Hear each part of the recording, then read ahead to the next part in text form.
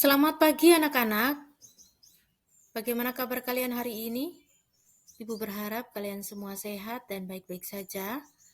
Dan sebelum kita belajar, marilah kita persiapkan diri untuk berdoa terlebih dahulu. Siapa yang memimpin doa? Antonius, silakan Antonius. Terima kasih Antonius sudah memimpin doa untuk kita bersama. Apakah hari ini ada yang tidak hadir? Semua hadir ya? Baik. Hari ini, anak-anak, kita akan belajar tentang Aku Citra Allah yang unik. Ibu akan bertanya, pertama, coba Anda sebutkan apa saja yang diciptakan oleh Allah. Bagus, Yohanes. Siapa saja yang diciptakan Allah? Bagus, Maria. Apa Anda menemukan perbedaan antara Anda dengan temanmu? Ada? Bagus, Yohanes. Mengapa? Iya, bagus Antonius. Baik anak-anak, hari ini kita akan belajar tentang Aku Citra Allah yang unik. Tujuan dari pembelajaran ini adalah memahami diri sebagai citra Allah yang unik. Kemudian dalam teks kitab suci tentang keunikan dan bagaimana kita mensyukuri keunikan. Lalu bagaimana kita mewujudkannya di dalam kehidupan kita sehari-hari sebagai pribadi yang unik. Baik anak-anak, silakan Anda amati gambar berikut. Tadi Ibu sudah membagikan lembaran yang ada gambarnya dan juga lembaran pertanyaan. Silakan kalian mengamati gambar, kemudian kalian menjawab pertanyaan ini. Ada 7 pertanyaan. Silakan.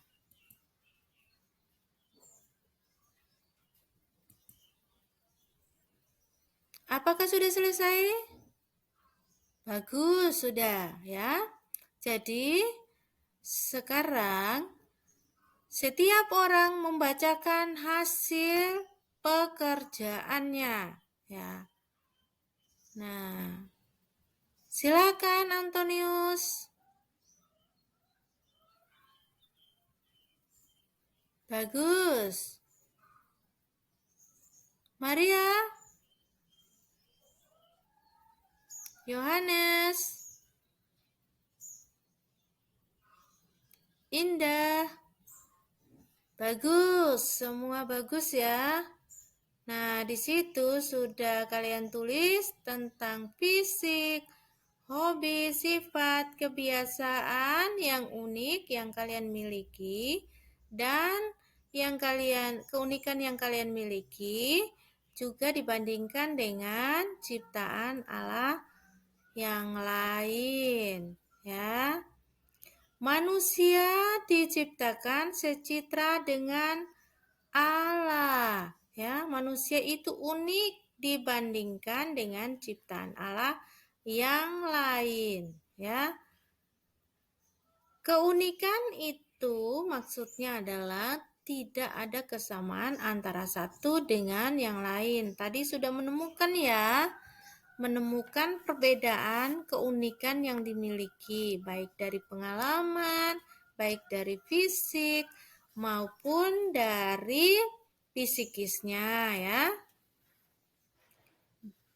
Nah, citra Allah adalah hal yang paling istimewa yang dimiliki oleh manusia dibandingkan dengan ciptaan yang lain, yaitu manusia memiliki akal budi, hati nurani, dan juga pikiran.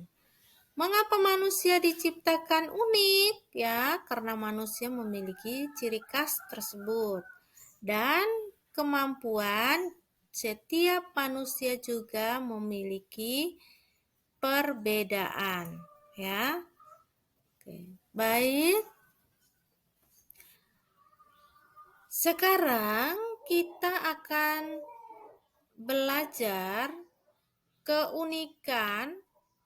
tentang keunikan di dalam teks kitab suci dan ajaran gereja.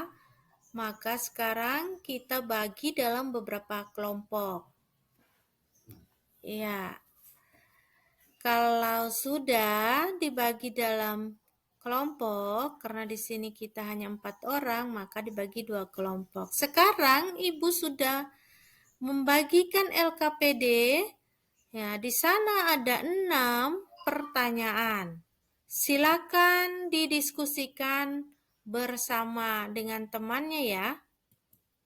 Nah, sumber yang bisa digunakan kitab suci, dokumen gereja yang sudah Ibu bagikan tadi 2 lembar, kemudian buku peserta didik kalian yang sudah ada di atas meja.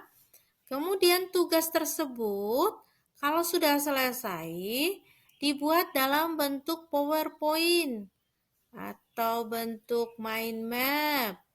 Video juga boleh. Kemudian dicatat dalam lembaran juga boleh. Silakan berkreativitas ya, sesuai dengan keinginan masing-masing.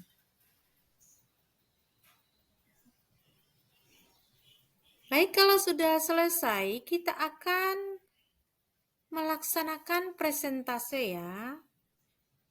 Apakah sudah selesai? Bagus, ternyata semua sudah selesai ya. Baik, sekarang kita presentase ya. Kelompok Agus, kelompok Antonius, dan juga kelompok Maria. Baik, silakan. Siapa dulu? Maria, baik. Kelompok Maria silakan. Baik, Antonius.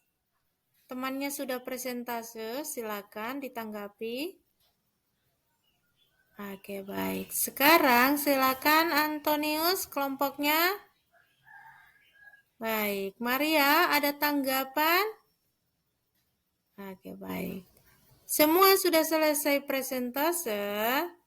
Sekarang Ibu mau menjelaskan dulu ya. Nah, kita melihat perbedaan ya. Tidak ada seorang pun yang sama antara satu dengan yang lain. Ada yang rambutnya keriting, ya ada yang tinggi, ada yang kurus, ada yang gemuk, ada yang pendek ya, seperti itu. Nah, perbedaan ini diliputi beberapa aspek dari fisik, psikis, kebiasaan, keinginan, pengalaman seperti yang sudah kalian catat tadi ya. Itu. Yang di bagian awal tadi ya. Kemudian, nah kita perhatikan kalau dari faktor genetika. Nah, faktor keturunan. Nah, lihat gambar ibunya. Nah, ibunya mirip dengan anaknya. Nah, bapaknya mirip dengan anaknya yang laki-laki. Nah, kalau faktor kebiasaan, kalau ayahnya hobi main basket, maka anaknya otomatis akan suka juga dengan basket. Nah, seperti itu ya. Begitu juga dengan contoh-contoh lain ya. Banyak. Kemudian kita masuk ke berikut adalah tugas sebagai citra Allah. Nah, di sekolah, kalau sebagai citra Allah, kita mencerminkan diri sebagai citra Allah. Kalau di sekolah, kita harus belajar yang rajin, menaati peraturan, begitu ya. Kalau di rumah, kita menghormati orang tua, menghargai orang lebih tua, ya, menghargai keluarga. Kalau dalam bergaul, kita tidak membedakan antara satu dengan yang lain. Kalau di gereja, kita berdoa, bekerja bakti bersama di gereja ya. Kemudian kalau di masyarakat, kita bisa membantu orang yang membutuhkan. Kalau terhadap alam sekitar, kita bisa menjaga kebersihan lingkungan ya. ini yang kita lakukan di dalam kehidupan kita sehari-hari itu menunjukkan bahwa diri kita ini adalah citra Allah yang unik, ya. Tuh. Jadi kita sebagai citra Allah, kita harus melakukan atau melakukan tindakan yang positif, ya, di dalam kehidupan sehari-hari itu merupakan wujud konkret tindakan nyata sebagai citra Allah. Oke, baik, kita masuk evaluasi ya. Bagaimana kesimpulan pembelajaran hari ini? Siapa yang mau memberikan kesimpulan? Oke, baik. Ternyata hari ini kita belajar, kita memperoleh, kita mengenal tentang keunikan yang kita miliki, ya. Iya. Dan kita harus bertindak sesuai dengan citra Allah yang sudah sebagai citra Allah di dalam kehidupan sehari-hari, ya. Kita juga harus mensyukuri apa yang kita miliki atau keunikan yang kita miliki. Baik anak-anak, berikutnya adalah bahan evaluasi. Sebagai bahan evaluasi pembelajaran kita hari ini, Ibu sudah bagikan kepada kalian. Silakan kalian tuliskan, kemudian kumpulkan ya. Oke. Baik. Sesudah menuliskan hasil evaluasi, silakan susun sebuah doa syukur sebagai ucapan syukur atas keunikan yang dimiliki, ya. Di dalamnya terkandung 3 unsur, pujian, syukur, dan permohonan. Baik. Nah, selanjutnya untuk tugas aksi nyata, ya, dan dikumpulkan pada pertemuan berikutnya adalah buatlah salah satu tindakan konkret sebagai citra Allah yang unik di dalam kehidupan sehari-hari dan dilaporkan, ya, dalam bentuk tertulis. Jangan lupa di dokumentasi itu semua sudah Ibu bagikan ya. Silakan kerjakan ya. Minggu depan dikumpul ya. Oke, baik. Yang berikut adalah silakan tuliskan refleksi pembelajaran hari ini ya. Oke. Hari ini hasil refleksinya ditulis, kemudian dikumpulkan ya. Jadi tadi ada tugas aksi nyatanya minggu depan, sedangkan hasil evaluasi dan isi doanya tadi yang disusun itu dikumpulkan sekarang ya. Oke, baik. Kita lanjut ke berikut adalah Ibu juga sudah membagikan lembaran asesmen sikap spiritual. Silakan kalian mengerjakan, kemudian kumpulkan juga hari ini. Nah, anak-anak, minggu depan kita akan belajar tentang aku bangga sebagai perempuan atau laki-laki. Nah, sudah selesai hari ini, kita akan lanjut tentang aku bangga sebagai perempuan atau laki-laki minggu depan. Dan tugas yang tadi silakan dikumpulkan. Aksinya yang tadi itu dikumpulkan minggu depan. Nah, sudah selesai. Marilah kita siapkan diri untuk berdoa. Siapa yang memimpin doa? Maria? Baik, silakan Maria. Baik, terima kasih Maria sudah memimpin doa untuk kita bersama. Sekarang Ibu ucapkan terima kasih atas semuanya. Tuhan selalu memberkati. Selamat pagi.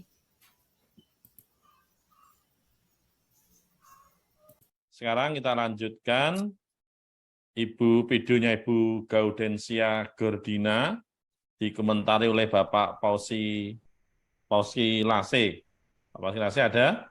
Sudah melihat videonya Ibu Gordina? Monggo silakan Bapak untuk memberi komentar kepada Ibu. Baik Bapak, terima kasih atas kesempatan ini. Selamat sore. Selamat sore Pak.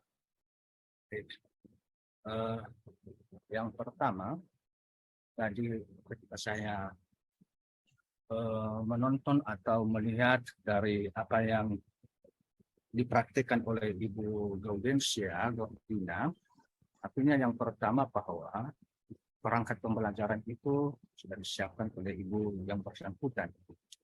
Lalu yang berikut, ketika tadi Ibu mengajar, itu saya melihat ada kegiatan pembuka, kegiatan inti, sampai kepada kegiatan penutup. Artinya bahwa apa yang telah disampaikan selama ini dan khususnya dalam tugas pre-teaching ini, Ibu Gaudensia ini artinya sudah mempersiapkan dengan baik, sehingga ketika tadi mengajar, para peserta didik dilibatkan untuk bisa berdiskusi, memberi tugas, dan juga dalam hal ini Ibu Gaudensia itu selalu memberi semangat kepada siswa-siswi bagaimana supaya peserta didik itu bisa termotivasi dalam belajar. Lalu yang berikut tadi saya melihat bahwa Ibu ini ketika mengajar ada kepercayaan diri, artinya bahwa Ibu ini menguasai ruangan di mana Ibu ini mengajar.